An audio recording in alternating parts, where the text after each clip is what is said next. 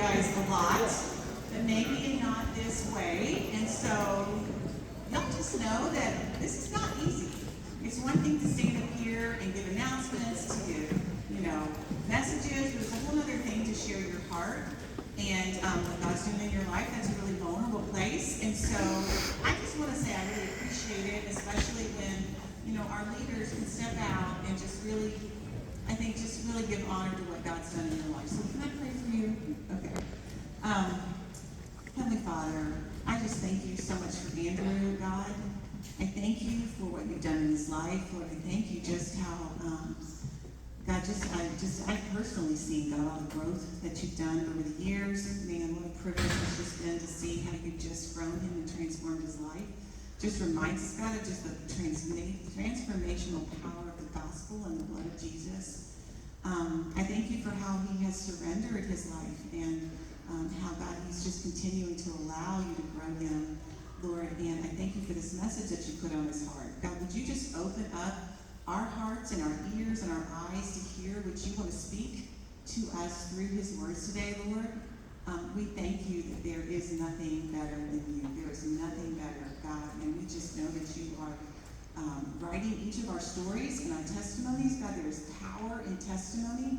God, you've given Andrew a testimony to share today, Lord. And I just pray, God, that we would see the power, your power through that. And God, that all honor and glory is yours. In Jesus' name, amen.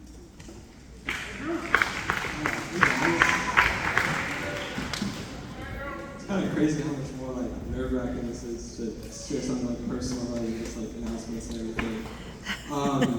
So I just want to open up and share my testimony with y'all, just to be a little more vulnerable, just to kind of show what God's done in my life and tell that story, and then have a little message to finish off as an encouragement to everyone.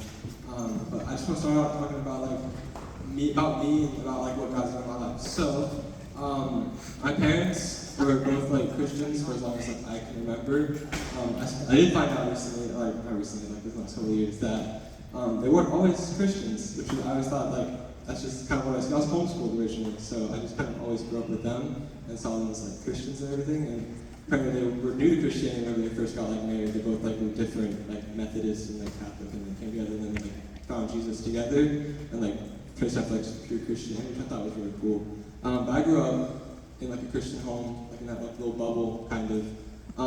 And I remember this is kind of a little funny story, but I was in church one day and in a little children's room or whatever, and they were going through the story with Noah, and I remember I was answering all the questions, and the lady was did you write the Bible? And then I was and then I just thought it was funny because I didn't feel I thought it was funny because guys remember compliments. And then a proof that I had faith, this is kind of a little thing, because I know when I was younger, Jesus was talking about how children have faith. You have faith, there's the faith of the best is just the children who just believe in Jesus, and then also the story of the Roman guy. But I just one day my family was this is such a small thing, but I thought it was really cool.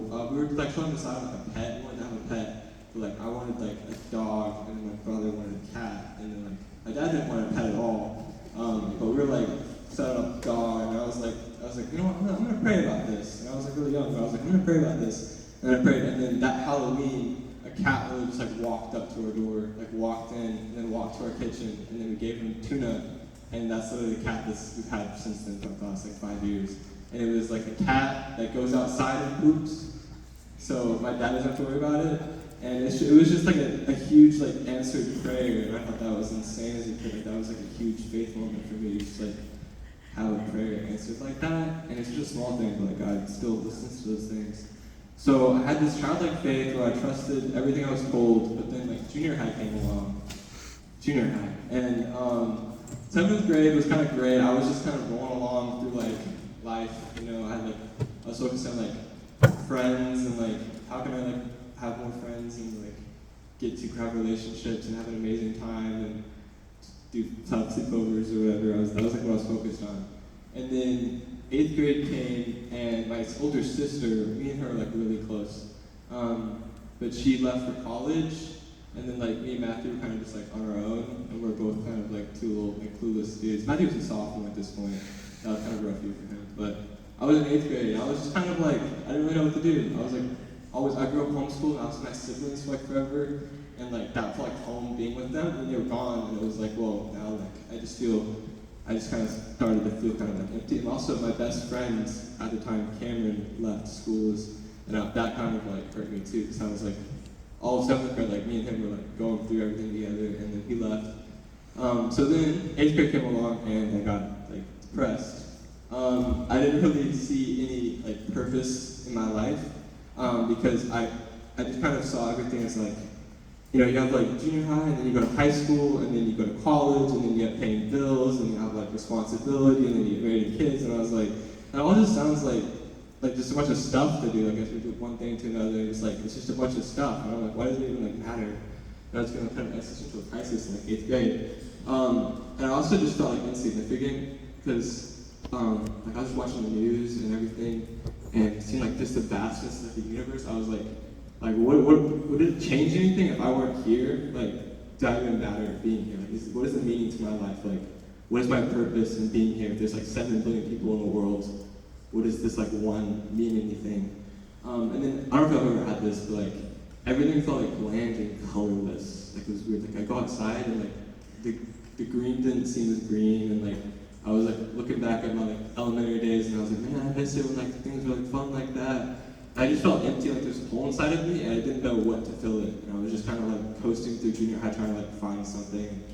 And I remember in Miss McGregor's class in 8th grade, she mentioned something about how like every generation has something like significant happen to them. And she was talking about how like her generation was like 9/11, and then like there's something crazy, and I was like, man, our generation's not gonna have anything crazy like that happen. Like we're good. We have like the internet. We're like so much better than other generations. Like our world's just kind of boring now. And then COVID hit that like a couple weeks later, which is kind of crazy.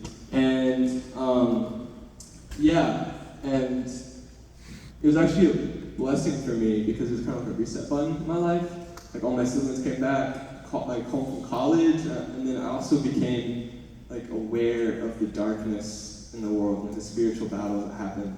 And seeing that darkness caused me to like want to like look for the light and like actively seek it. Because it's not just like light isn't just like handed to you. Like being homeschooled by my parents, I always thought like Christianity was just like the default, but I realized that this world is dark, and like to actively seek the light. And I had like a hunger for God at that point. That was when I really like became desperate for Him. Was in that time of being like depressed and being stuck at home and locked down. I was like, I need like more. There's something more. And then I was just like looking at this world, and I'm like, there's so much darkness. There's so much like sickness and death, and like there's so much more to this life, and I started to finally like have a hunger for God, like revive me. And I have a verse like 2 Timothy 2:13. It's for if we are faithless, He remains faithful, for He cannot deny Himself. And I feel like God was still faithful to me this time, even though I've kind of wandered off. He was faithful to me to like give me that experience. And then freshman year, I've written down that I was done with the superficialities of religion and just wanted a relationship with the one who made me and loves me unconditionally. So I was just kind of done with like all the bland, like go to church and then go to school, go to higher ground. I was like, I want more than this. There's more to this than just all of the doing things. There's more than just doing things. There's a relationship there in Christianity. So that was a huge thing freshman year. That's what really grew my faith, was just trying to like seek God in the little things rather than doing all the big things or whatever. Another thing, Ecclesiastes. I don't know if y'all read that. It's kind of, you read the first line, it's like, everything is meaningless, says the teacher. Everything is meaningless. And we read that freshman year, and I was like, yo, this is like what I was thinking about. Everything is meaningless. Like, everything under the sun is meaningless. I was reading, I'm like, well, these are like big facts right now. And it's depressing, but it cured my depression reading that, because it's a guy working through that, and I found greater purpose in that, because in that book, I guess Solomon, I think, is writing that book. 1 second. And he uses the word, like, the word meaningless is actually called hevel. I watched like a Bible Project video on this. But it's the word hevel, which means smoke or vapor. So it's like everything under the sun is like this hevel. It's like this like smoke, it's like this cloud. And like you try and grab it, try and reach for the smoke. So it looks solid, you try and reach for it. but it's like, it's nothing, it's just like empty, it's like, it's meaningless, is what the word is, it's vanity. Like you reach for the smoke and it's just like, you can't grab it, it's like not there. And that's what it's like whenever you're reaching for like these things in your life. Like you see like, I don't know, like football or like theater, or like your, even kind of your friends that could be like one of these things, and you're like trying to read like good grades, you're trying to reach for it, and then it's just like, it's just empty whenever you grab it, and that's what it was like. Like I was reaching for all these things, and it was just like, it was just heaven. And I learned to just take life with like an open hand and enjoy the little things, because that's kind of what the rest of the book is about. Just enjoy the little things, and you can find like purpose in those. And there's this moment in the car on the way home from my grandparents' house. I don't know why I remember this so vividly, but I looked out the window. I was just like riding. I was like, this is in the spring. I looked out the window and I was like, man, wow, the trees look so green right now. Like everything is so green, and I was just like kind of in like awe and wonder of God's like beauty. As I got to know Him better, like creation just became more beautiful. And like sunsets and sunrises, I could like see all the vibrant colors and everything, and it was just so like beautiful to see that. And just like the way, let's see what I said, I saw the beauty of the sunrise and sunsets and the vibrant colors of the trees and the way the clouds sit so soft in the sky. And it was just like really, it was just beautiful. And I was really happy for that, like thankful for that. I have a verse. What is this verse that I've written down here? I don't know why I've written it down. Okay, anyway. Another thing I have written here, I still do this today. So I always have shared with my brother Matthew, and being with him, I didn't really have like alone time very much, because I was always like with him, or like with my family, or with like people all the time. And I never got alone time or space to just like be with God, rather than like with other people, and be able to like be vulnerable. But the shower, man, the shower is a beautiful place, guys. Y'all don't understand. The shower is like where I've had so much time. Even last night, the shower, like, I was able to talk to God. And it became a sacred place, really, being in the shower. Like being able to just be there alone, like the water's coming, so I can just like, I can sing if I want to, I can like talk to God directly, and like there's no one there to question it. And it's just God and me and like the running water. And I remember I would have these days where it was just like awful, and I was like stressed, and I was like so like worried about what people thought of me, and I was so worried about all this stuff, and then or I was so worried about like, I don't know, just like some issue in my life. I didn't feel good enough, and I just go to the shower, and I would just like start like showering, and then I would start like singing like Run to the Father. Like I love that song. This is like a huge song. Like, this time in my life, like sophomore, like those years of high school, like Run to the Father, like. My heart needs a surgeon, my soul needs a friend, so I run to the Father again and again and again. And that was like, every time I go to the shower, I would just like sing that song. It was just like, and it would heal me before going to bed. And like, out of all the chaos of the day, like, I would come to the shower in my little sacred alone time with Jesus, and He would just meet me there. And it was really powerful, I think. And it's important to find spaces and time like this in a relationship. Because being with God is a relationship. And like any relationship, you gotta have time with that person. Like you can't be best friends with someone if you never spend time with them. If you're just like in a group with someone, like if you're like a friend group with someone, and you have that one friend, you're like, I would never spend like alone time with this person. I would just be in a friend group. It's important to just have those times. And you're like, well, what am I gonna do? I'm just in the shower. Like, how am I supposed to talk to God? Just start like tell Him about your day. Like just be like, yeah, God. Like I just like talk to Him like He's a friend. Like, yeah, I went like I had school this morning, I had a test. I was kind of crazy and just start telling Him stuff, and I'm sure He's up there like smiling and just happy that His kid is telling Him everything. And then I have a verse about prayer, Matthew 6:6-7. It says, "But when you pray, go into your room and shut the door and pray to your Father who is in secret, and your Father who sees in secret will reward you. And when you pray, do not heap up empty phrases as the Gentiles do, for they think they will be heard for their many words." So it's like you don't need to say like this long prayer when you're praying. Just like talk to Him. And He is like, it's a relationship. He just wants to have a relationship with you and get to know you. And then going into junior year now, I was anxious about the future because again, my older brother, who I'd grown up with everything with, was leaving to go to college. And I kind of watched him like get to know Jesus because we shared a room together. So I saw him go from like this rebellious dude into like this guy who would pray every single night and have like a Bible study and like sing, learn guitar and worship songs. And I was like, man, am I even gonna have a faith without like watching him? Like, well, I wonder what's gonna happen. Am I just gonna like become some crazy person? Or like drift away from God without having like someone to hold me accountable? And then I also went through like a breakup during this time, which kind of hurt, but I had a lot of prayer about the breakup, and I just trust God and surrender in that time. It was hard. And I was also idolizing football in executive student council. Going into junior year, I was like, man, this is my time to like step up in football. I'm gonna be on ESC, like there's all this stuff that's gonna happen. And then, so I was, and that gave me a lot of anxiety because I was like, I'm gonna have to do all this stuff, and that put a lot of pressure on me to try and do that. But then, God likes to do this. I got a concussion the day before the first day of school, and everything that I was worried about, it's like boom, it didn't even matter anymore. I was like, it's like a priority check because all of a sudden, all these things that I was like trying to pursue, like football, student council, schoolwork, for being with people, like literally everything was just like boom, none of it, because I couldn't use my brain.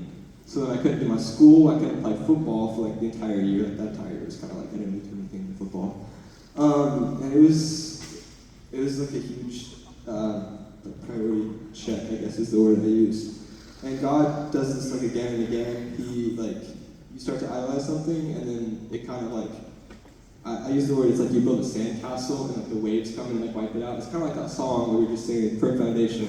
Like, if you're building these things in the sand and you put like, you start to like lean on that, like you like have football and like this is like something cool, and I'm like, this is like what I put my joy in the card or something, and I like lean into it, and then it just get wipes out and you like fall, and that's what it felt like was happening. But God likes to catch you whenever you fall. What verse? I don't know what verse this is. Oh, I said, do not lay up for yourselves treasures on earth where moth and rust destroy, and where thieves break in and steal, but lay up for yourselves treasures in heaven where neither moth nor rust destroys, and where thieves do not break in and steal. For where your treasure is, there your heart will be also.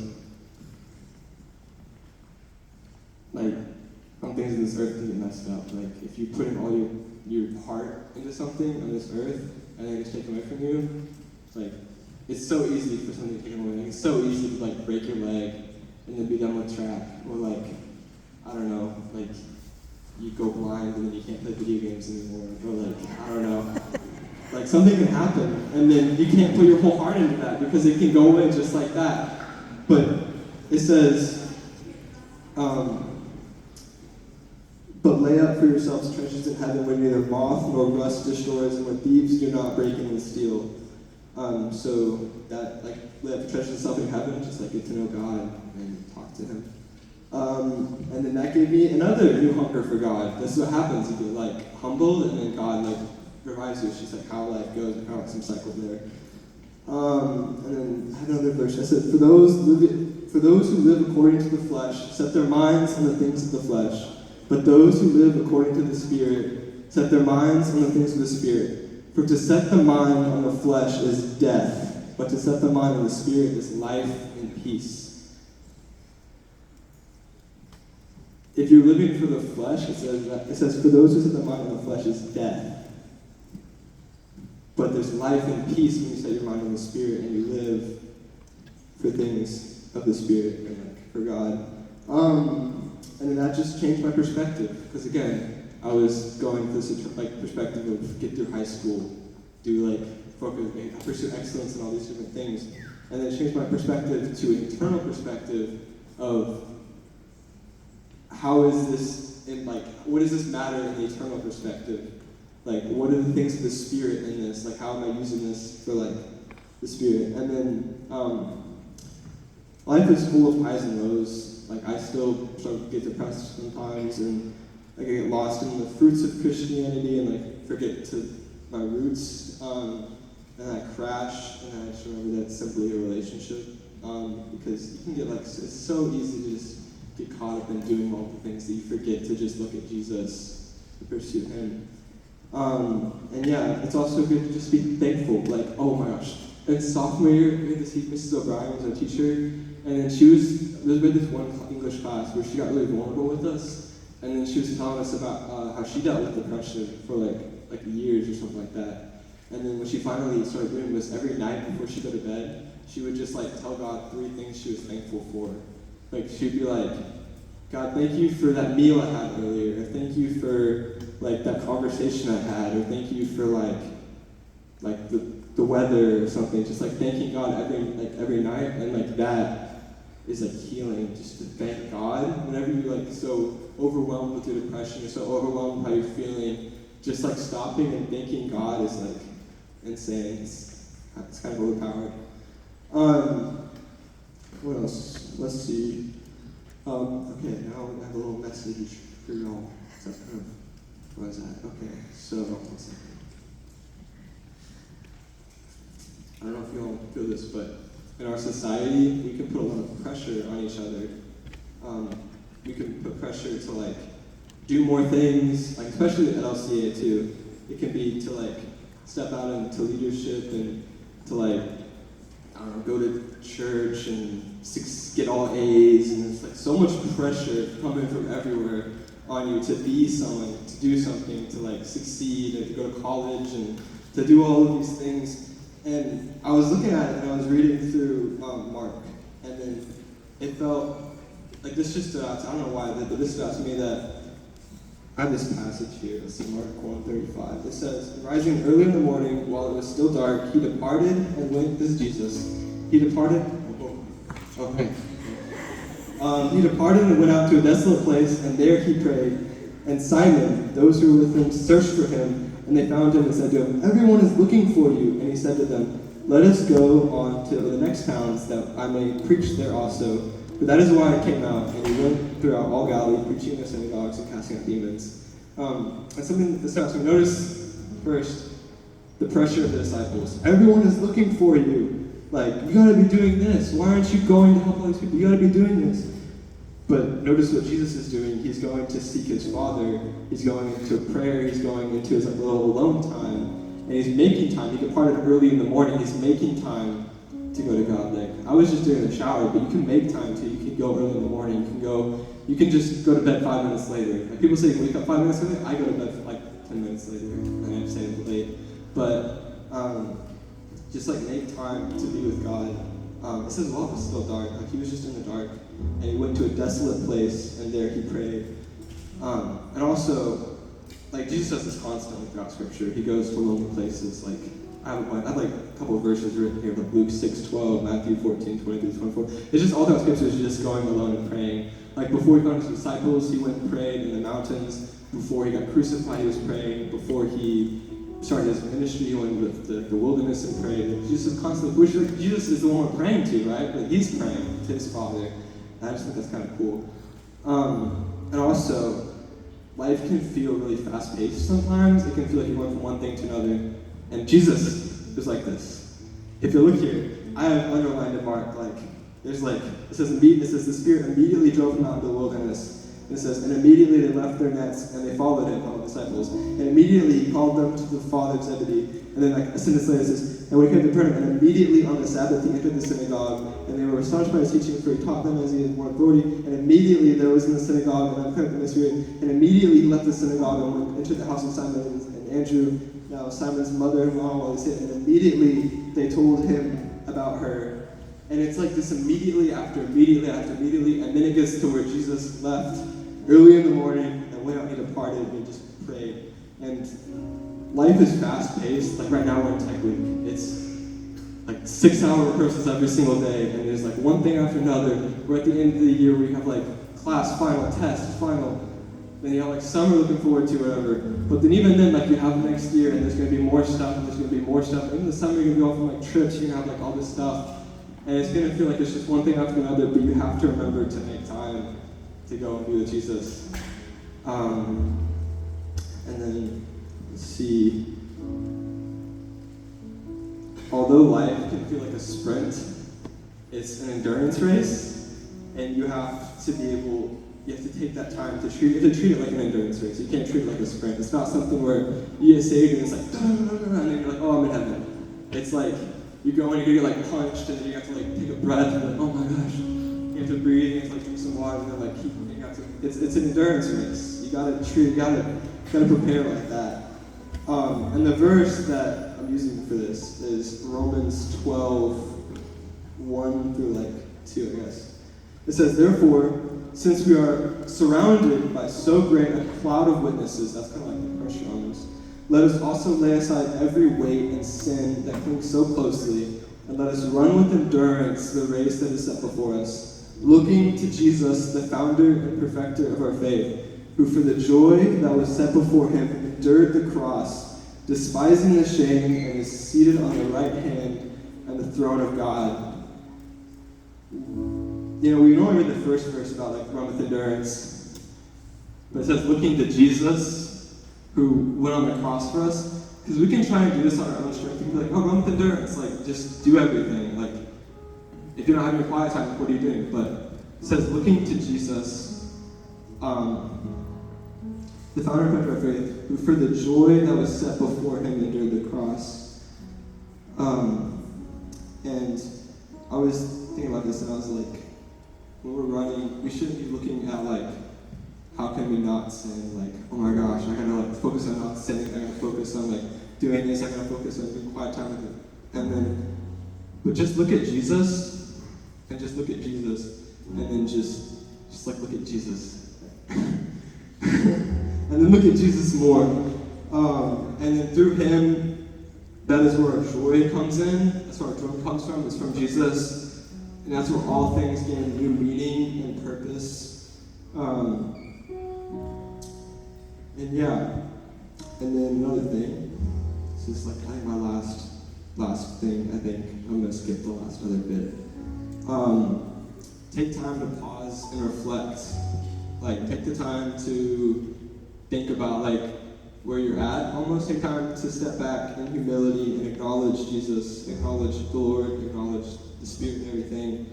And then some questions you can ask. Like this is just a good check to think about whenever everything's kind of crazy. It's just good to take a step back and like think about where you're at right now. I was thinking about this whenever, like when you're frustrated and everything seems crazy and you're lacking motivation and everything. Ask like, where is my strength coming from right now? And is it from myself? Am I trying to do all the things by myself and from my own strength? Or am I seeking the Lord in this? Or am I trying to gain strength and help from the Lord? Or am I trying to do everything by my own strength? Because we're not strong enough. And people say, like, God's not going to give you anything you can't handle, but He's not going to give you anything you can't handle without Him. I don't know the word there. But like, you're going to have stuff you can't handle, but you can only handle it with God, and that's where the strength comes from. And then Luke 6, 43 through 45, what verse is that? 1 second.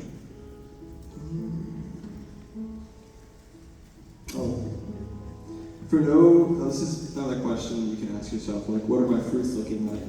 That's a good check to think about, because you can judge a tree kind of by its like fruits, I guess. And it says, for no good tree bears bad fruit, nor again does a bad tree bear good fruit. For each tree is known by its fruits. For fig trees are not gathered from thorn bushes, nor are grapes picked from a bramble bush. The good person out of the good treasure of his heart, I think is what it is. Heart produces good, and an evil person out of his evil treasure produces evil. For out of the abundance of the heart does the mouth speak. So you can think, as a little check for you, just to reflect on, like, what are my fruits looking like? Am I producing love, joy? Am I joyful? Am I patient? Is my patience lacking right now? Am I relying on the Spirit? Am I lacking joy? Am I relying on the Spirit? Love, joy, peace, patience, kindness. Am I being very kind? Or am I quick to like be mean to people? But patience, kindness, goodness, selflessness, faithfulness, gentleness. Are you very gentle, or are you being kind of aggressive? Like, just think about like,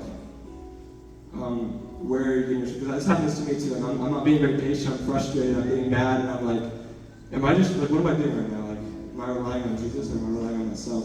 So just be thinking about that as you're running this race with endurance. Make sure to take time to check. Make sure to take time to be with Jesus. Again, it's a relationship. It's simple. We make it so complicated, but it's simple.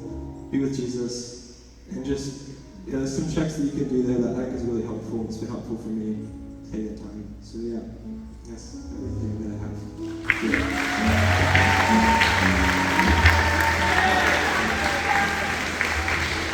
Okay, Andrew, you had so many good things there. I hope that you guys are walking out of here. I mean, like, I think it's always fun to hear from our seniors because they're like, these are their last words in a lot of ways before they leave and go on to that next season of their life. And so I really hope that you guys hold on to one of those golden nuggets. And although I have to say, my new favorite quote is, the shower is a sacred place. As a mom, I have to agree with that, yes, for all of you people.